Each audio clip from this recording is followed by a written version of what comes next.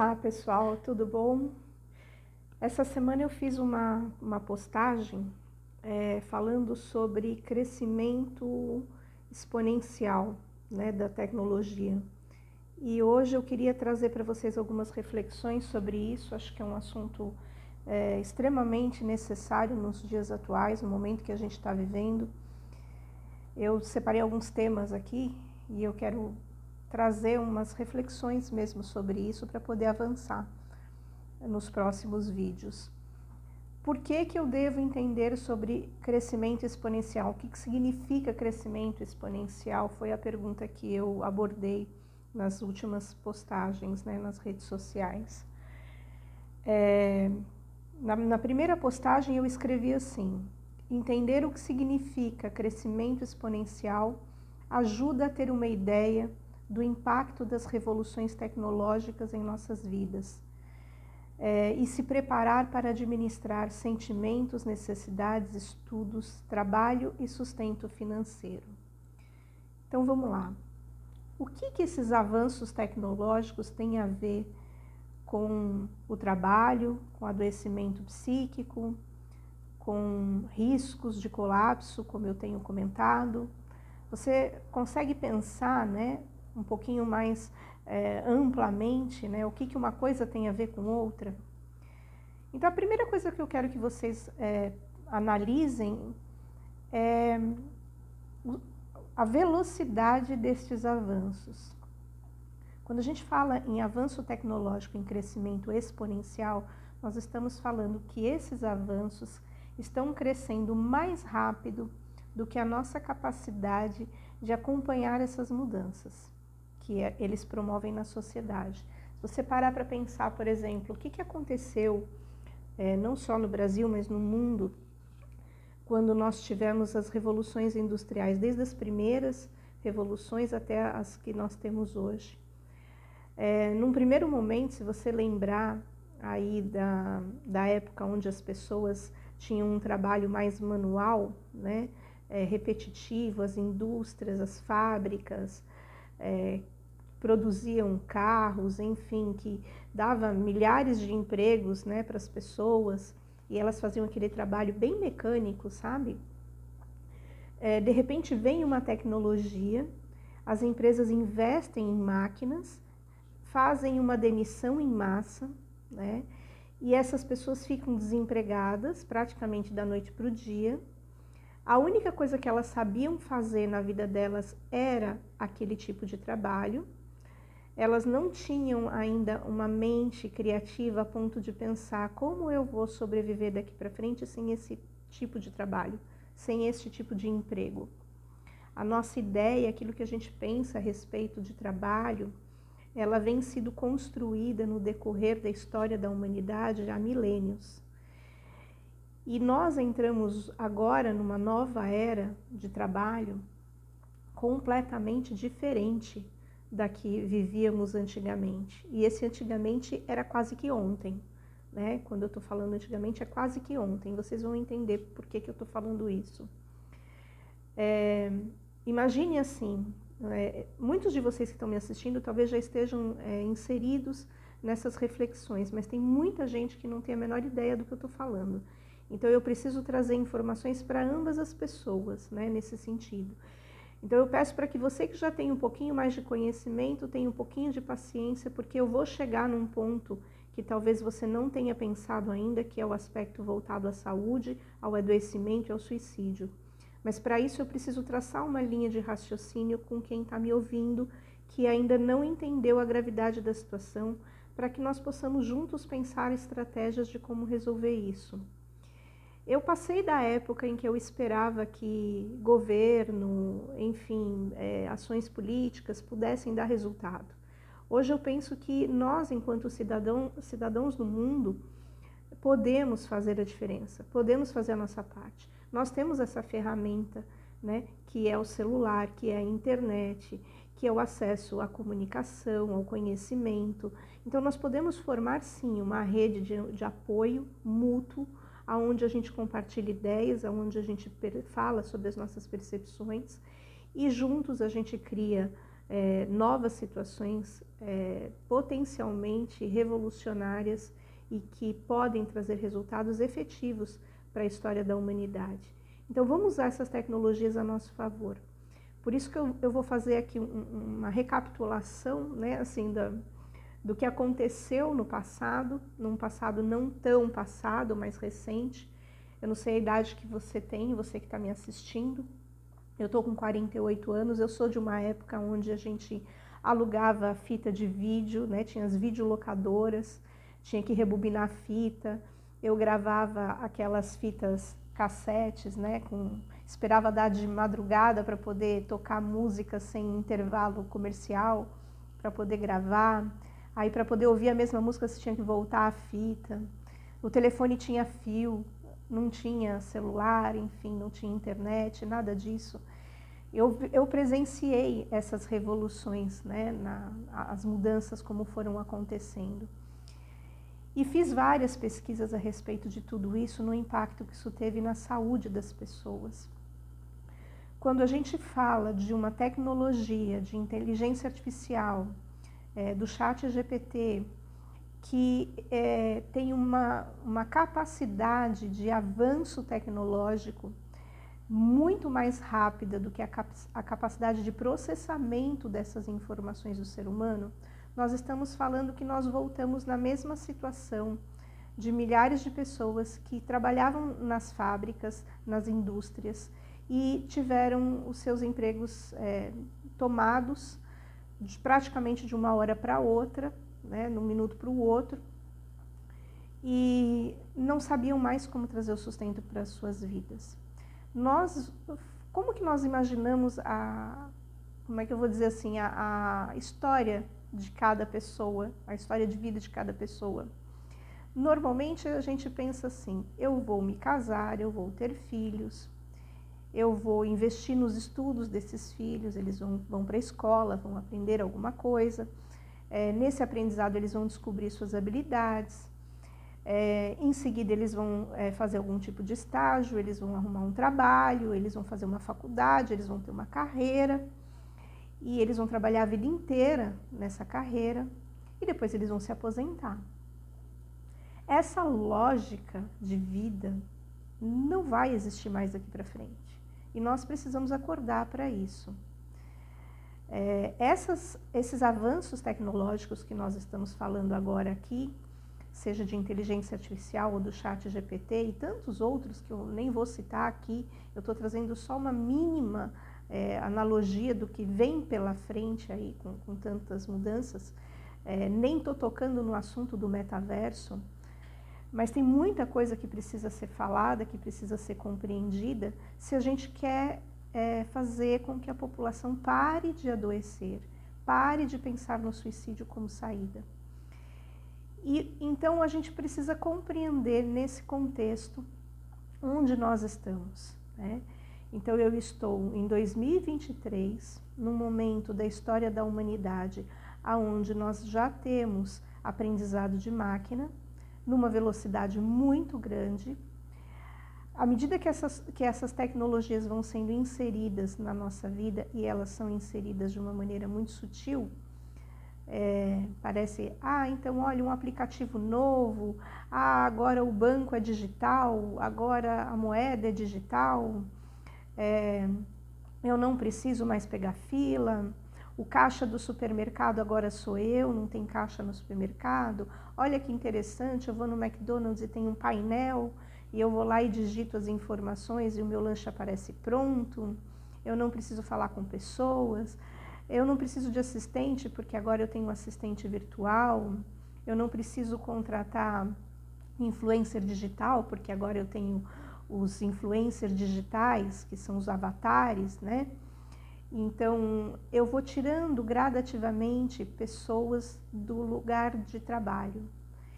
Isso que eu estou falando para vocês, não entendam como uma crítica à tecnologia, tá? Eu não estou criticando a tecnologia, mas eu estou fazendo com que vocês repensem o que nós estamos fazendo e o rumo que isso está tomando, na velocidade que isso está acontecendo e quais habilidades que nós vamos ter que desenvolver daqui para frente para lidar com isso.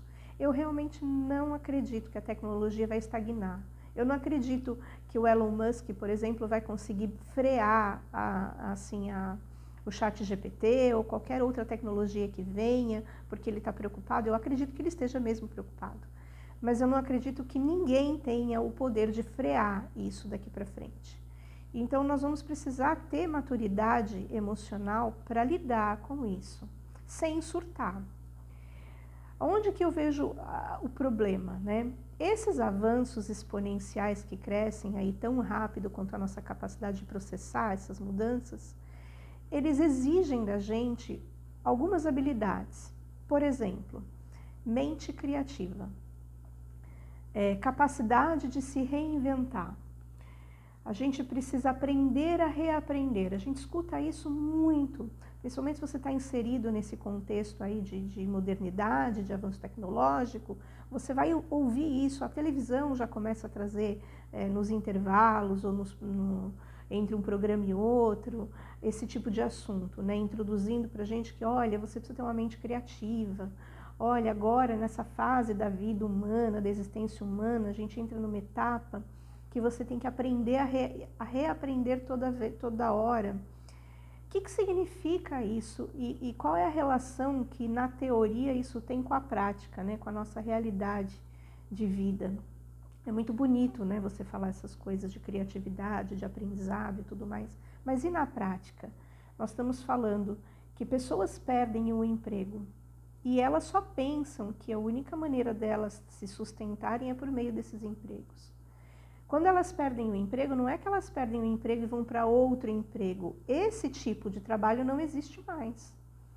Então, se eu era caixa de supermercado, de repente não sou mais, não tem mais caixa no supermercado, né? Se eu operava uma máquina que fabricava porta de carro, apertava parafuso, isso aquilo no passado, claro, né? Não tem mais, agora é um equipamento que faz isso. Se eu vendia livros, eu tinha uma loja de venda de livros, agora os livros são digitais, são e-books.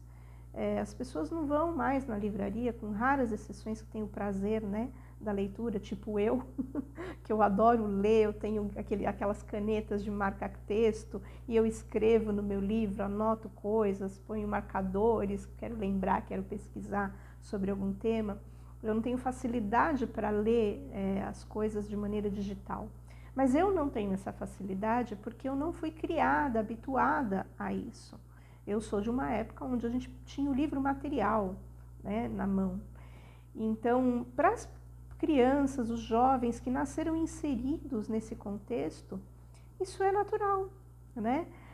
Tudo aquilo que você faz desde criança, desde pequeno, você toma como natural. Você não vai ficar pensando, eu não gosto disso. Não, nem passa pela sua cabeça.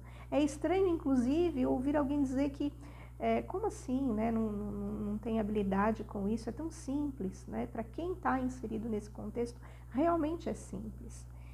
Então, o que eu quero trazer para vocês pensarem em relação a tudo isso?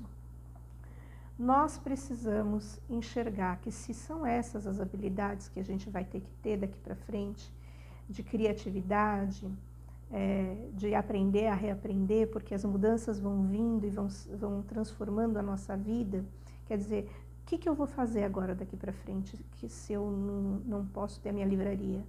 Se o meu trabalho ficou obsoleto, se as empresas não têm interesse mais em contratar os meus serviços, como que eu vou trazer o sustento para dentro da minha casa? Essa é a preocupação que as pessoas têm. Quando eu falo a relação, né, entre a teoria e a prática, a gente precisa levar em consideração isso. Eu estou querendo dizer o quê? Segurança financeira é o que todo mundo precisa para poder ter tempo para entender as coisas. O que foi que modificou? Quer dizer, se eu não vou mais trabalhar nesta área, o que eu vou fazer daqui para frente? Eu preciso ter um replanejamento de vida. Se as escolas vão se tornar uma instituição falida ou elas vão mudar, elas vão migrar, né, do ambiente físico para o ambiente virtual, qual vai ser o modelo de escola? Né? Como que as crianças vão aprender daqui para frente? Você já deve ter observado que as crianças não têm mais prazer de ir para a escola e os professores estão apavorados de dar aula. Eles estão perdidos.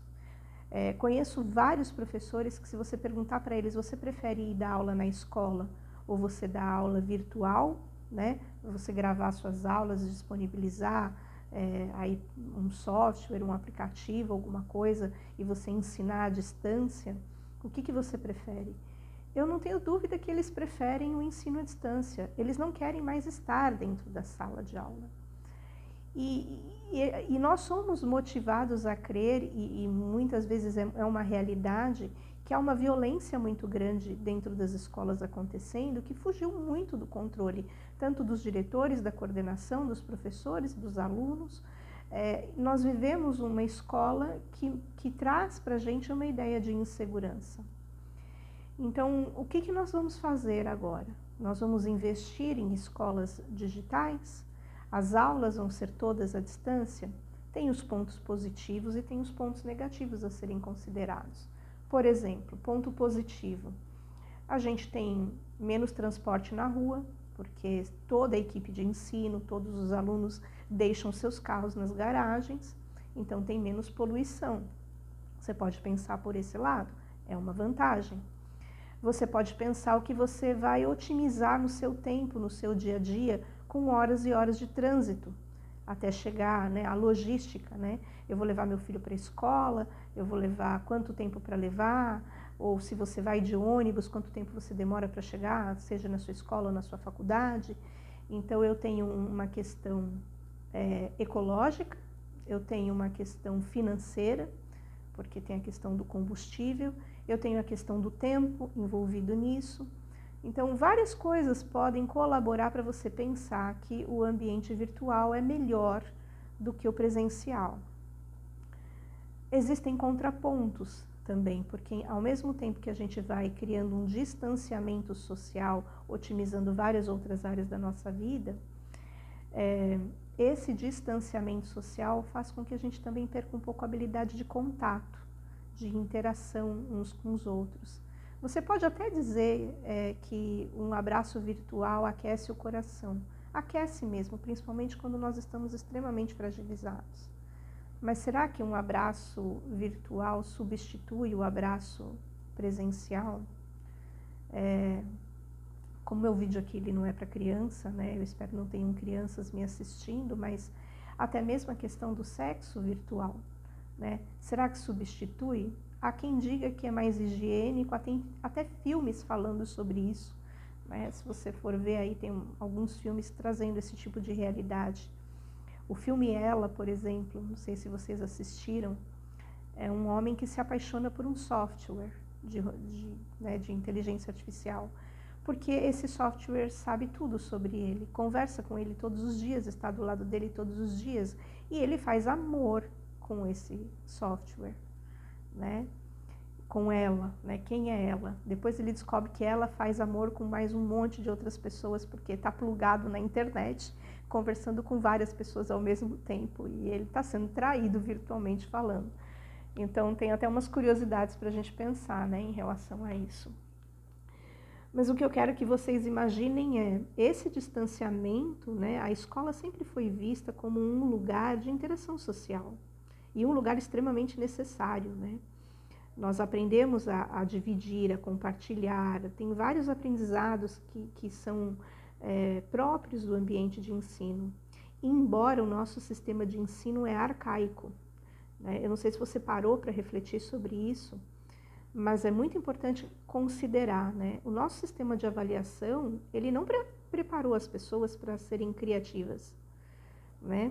Para aprenderem a reaprender as coisas. Ou seja, não preparou a gente para a inteligência artificial, nem para o ChatGPT, nem para esses avanços exponenciais.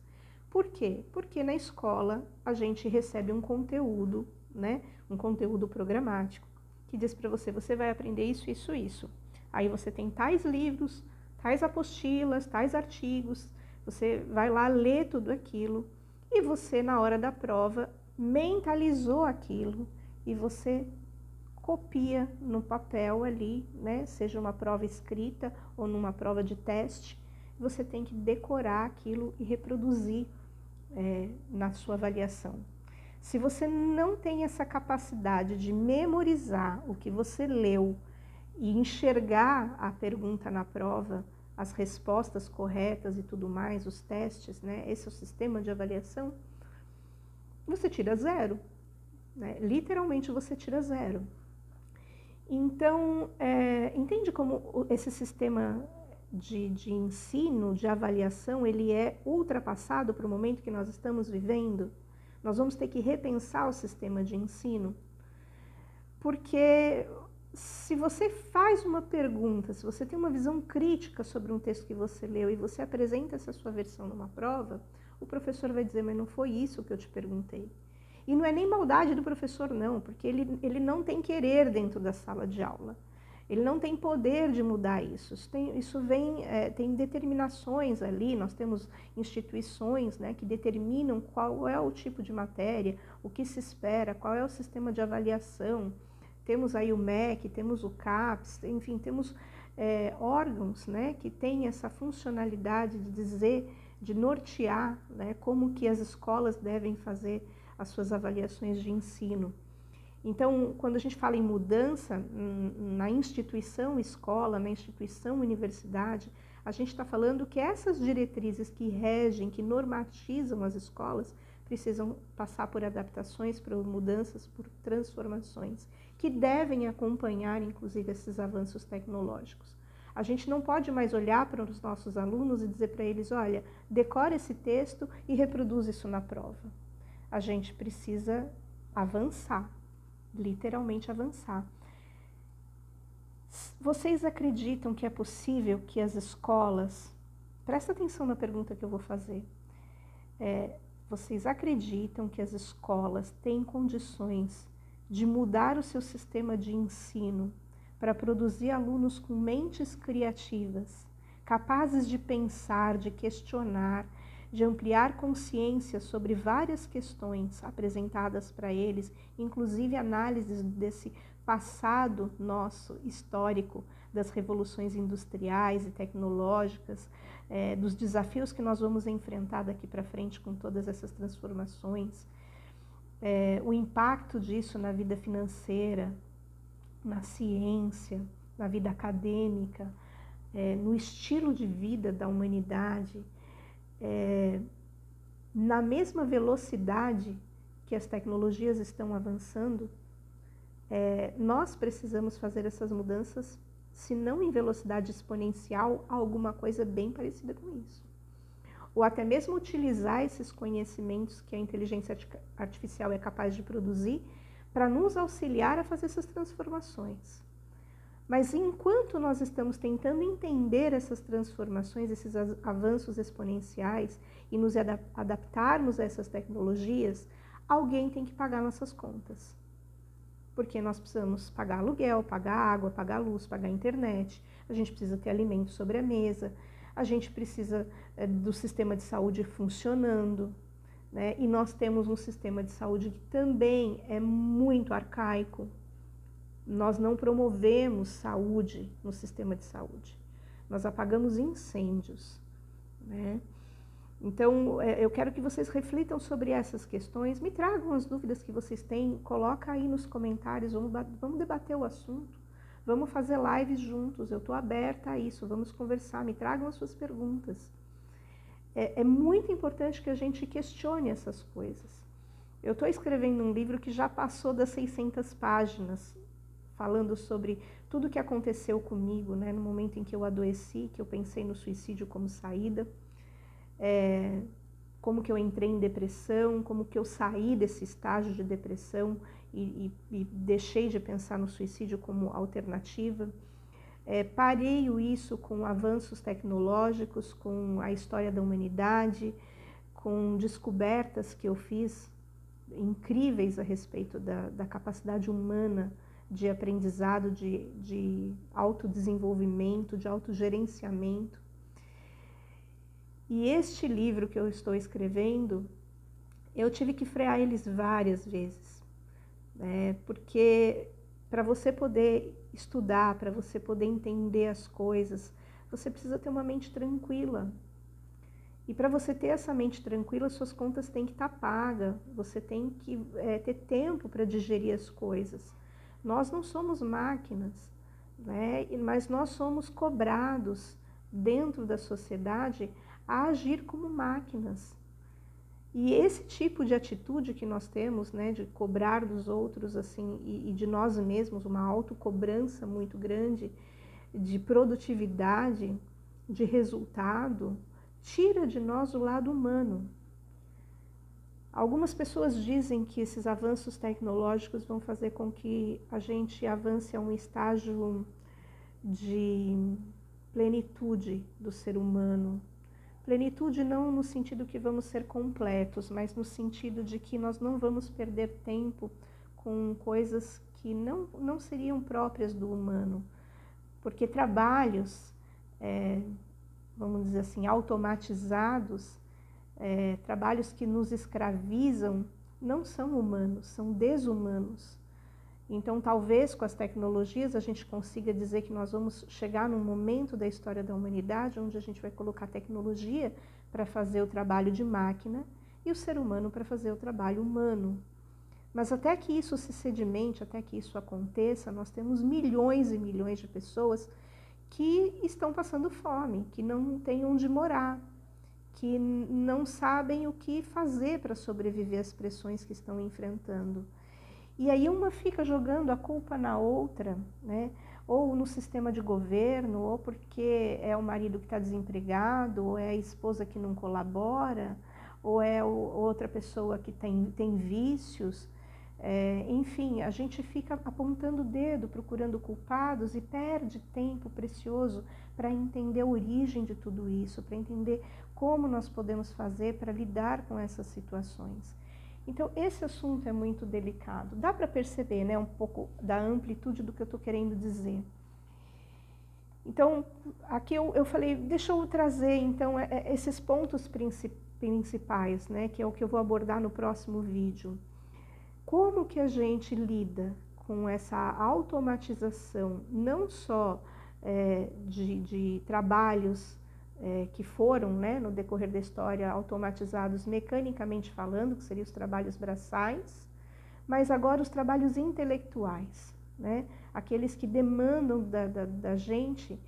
Nós poderíamos ser criativos, nós poderíamos ser advogados, nós poderíamos ser psicólogos, nós poderíamos ser médicos, enfim, uma gama de trabalhos que exigiam da gente uma complexidade mental que as máquinas não faziam. Hoje as máquinas fazem isso, né? Hoje, por exemplo, vou falar da minha área, se você pensar que você pode entrar num chat GPT e conversar com esse chat GPT sobre os seus traumas e falar para eles, me diga, diante desta situação, você narra uma história para o chat GPT. E aí você fala, diante desta situação que eu estou te colocando, o que diria Freud? O que diria Jung? O que a psicologia comportamental falaria, o behaviorismo? O que diria Gestalt de terapia? Quais análises você me traria a respeito disso em todas as teorias que existem? Em alguns minutos você teria ali um texto elaborado pelo chat GPT explicando para você o que ele considera que você deva saber sobre isso. E quando você lê aquilo tudo, você começa a ter insights, você começa a pensar sobre várias coisas. Você não está ali diante de um psicólogo, você está diante de uma máquina que domina todas as técnicas, todas as teorias, todas as descobertas científicas, todos os livros escritos na história da humanidade. Como é que o psicólogo compete com isso? Então, percebe como o trabalho, inclusive do psicólogo, vai ficar obsoleto e nós vamos ter que ter estratégias de como sobreviver, já que nós não vamos ter a mesma quantidade de pessoas em atendimento? Nós acreditávamos que, imagina, o trabalho do psicólogo jamais poderia sofrer. Se eu virar para um chat GPT e falar, olha, o meu problema aqui, ele é mais profundo, ele exige de mim um conhecimento, uma técnica que não vá direto ao ponto, mas eu preciso mais de acolhimento. Se você pensar que o chat GPT ele é capaz de fazer poesia, que ele cria música, ele vai saber falar as palavras necessárias para acolher você naquele momento. Não que ele tenha sabedoria, ele tem conteúdo de inteligência. Sabedoria tem o ser humano ainda, né? Mas não sabemos como que vai ser o avanço disso tudo, e para mim eu não duvido de nada. Mas nesse momento a gente está podendo dizer assim, esse tipo de equipamento tem uma tecnologia de ponta capaz de suprir algumas das tuas necessidades, sem você ter que investir dinheiro. Você não vai pagar uma terapia, você vai lá ter uma resposta e você vai processar isso sozinho. Num primeiro momento isso pode parecer extremamente esquisito. Você vai falar, não, Pri, mas eu prefiro as pessoas. Você prefere as pessoas porque você teve contato com pessoas. Uma criança que o primeiro psicólogo que ela teve foi um robô, não vai ter necessidade de conversar com uma pessoa. É como um cachorro de inteligência artificial, que eles já lançaram. Não sei se vocês já têm conhecimento disso, né? Eu recebi propaganda no meu celular sobre o cachorrinho. É que o algoritmo, conforme você pesquisa coisas, ele reproduz coisas do seu interesse. E como eu estou pesquisando muita coisa sobre tecnologia, essas propagandas começam a aparecer para mim constantemente. Então apareceu o cachorrinho. O cachorrinho não faz xixi dentro de casa, nem cocô. O cachorrinho eu posso desligar, né? É uma máquina que eu posso desligar. Eu não preciso comprar ração, ele não fica doente, ele não morre. Né? Então é um cachorrinho eterno. Meu filho vai crescer e vai continuar com o cachorrinho ali no mesmo tamanho, direitinho, né? E se você olha para o cachorrinho, você tem certeza que é um cachorro real. Não pensa que é um latilulu do passado, né? Que a gente tinha, é do tempo de vocês, né? Que ele dava cambalhotinha, né? E você escutava a engrenagem dele e tudo mais. Era uma fofurinha. Mas você via que era uma máquina. Esse cachorrinho, como você olha para ele, você tem certeza que é um cachorro humano. Assim, tem vida aquele bichinho, ele olha para você, é um negócio doido. Tem bebês também, né? Crianças que são muito parecidas com o ser humano, enfim. Tem pessoas que pagam uma verdadeira fortuna para ter uma boneca, um boneco que seja parecido com ela, né? Com riqueza de detalhes, né? Enfim, essas tecnologias, elas existem. Como nós vamos lidar com essas tecnologias? O que nós vamos fazer daqui para frente com essas tecnologias? Qual é a maturidade emocional que nós temos para lidar com essas mudanças? O meu foco desse vídeo é mostrar para vocês que tudo isso está acontecendo, não é coisa do futuro, é coisa do presente. Exige da gente uma maturidade muito grande de gerir os nossos sentimentos, de pensar muito rápido alternativas de sustento, em meio a um mundo que, principalmente aqui no Brasil, né, eu vou falar especificamente do Brasil, que é um país que a gente está se afastando uns dos outros, onde nós somos desconfiados de tudo e de todos, a gente está perdendo a capacidade de formar vínculos de confiança, de nos sentirmos seguros uns com os outros, de falar como nos sentimos, as nossas dificuldades, as nossas limitações, os nossos medos. Sabe em que lugar que as pessoas estão falando sobre os medos? No Facebook, nos comentários do Instagram, nas redes sociais, no Twitter. Lá a gente expõe, porque a gente está protegido por uma tela, né? Protegido bem entre aspas. Porque quando as pessoas compreenderem que aquilo que a gente escuta e aquilo que a gente vê tem um impacto sobre a maneira como nós pensamos, então nós vamos começar a avançar em inteligência e sabedoria emocional. E vamos ter que avançar rápido. Não é um avanço pequeno que nós vamos fazer, é um avanço que vai necessitar muita união. Assim, nós vamos precisar uns dos outros o tempo inteiro, não desamparar, né? Nós entrando nesse momento em que vai faltar emprego, onde a gente vai ter que mudar sistema de ensino, de aprendizado, ideia de trabalho, formas de ver as relações humanas, de aprendizado, entendendo, né, essas mudanças todas e que por que para os jovens muitas vezes algumas coisas são extremamente normais, ao mesmo tempo eles se sentem profundamente desamparados, porque as figuras de referência que as crianças e os adolescentes tinham de amparo e de proteção está se perdendo muito rapidamente. E eles estão buscando essa proteção dentro das redes sociais virtuais com estranhos. E muitas vezes essas pessoas que estão se conectando, né, pelas redes sociais que nós consideramos como estranhos, elas estão mais próximas da gente do que a nossa própria família, do que os nossos próprios professores. Elas se fazem mais presentes, só que quem são elas? São pessoas, é a inteligência artificial falando, com base em quê? Qual é o conteúdo que está dentro, né, dessa inteligência artificial? Então, meu convite é que vocês assistam os próximos vídeos, comentem, me digam o que vocês querem que eu fale, porque eu vou falar. Eu vou abrir aqui tudo o que eu sei, né? Nós vamos pensar sobre todos os aspectos da vida humana. Mas a palavra-chave para esse vídeo é avanço exponencial da tecnologia com desespero humano. Pessoas desesperadas não conseguem organizar os seus pensamentos de uma maneira a acompanhar esses avanços e pensar estrategicamente como sobreviver. Então esse é o primeiro ponto que eu vou trazer para vocês, para a gente analisar o risco de colapso social que eu estou falando. Então nós precisamos desacelerar o desespero das pessoas, criar ferramentas para que as pessoas não se sintam em choque, em pânico, para que a gente possa acompanhar a velocidade exponencial das tecnologias, né, dos avanços das tecnologias.